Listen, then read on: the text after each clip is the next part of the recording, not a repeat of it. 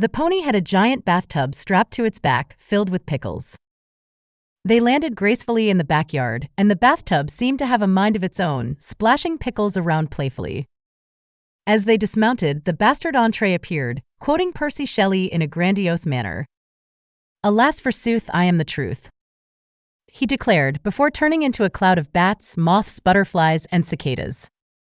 A huge owl, an order Megalonyx, perched nearby and began to speak in cryptic riddles. "I am not alive, but I grow.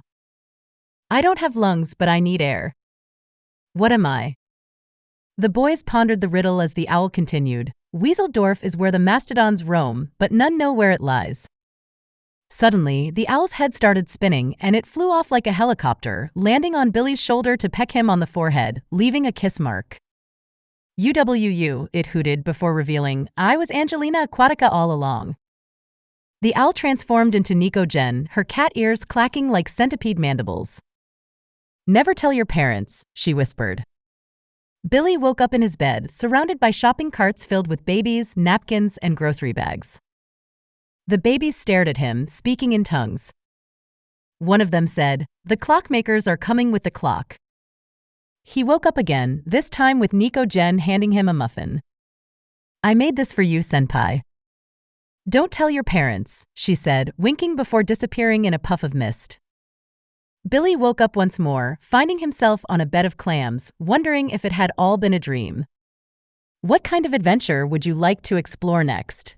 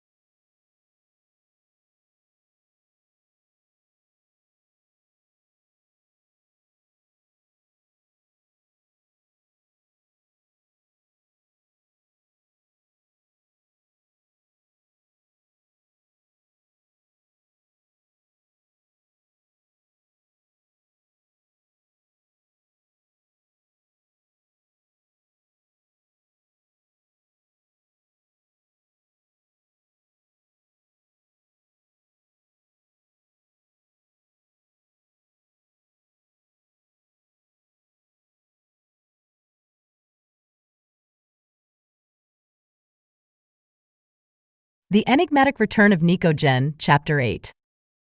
One night, Billy received a visit from the spirit of the elephant tree. The tree's bark parted, revealing piles of assorted organs, some human, some animal, along with fruits, vegetables, herbs, flowers, and rusty old pots and pans.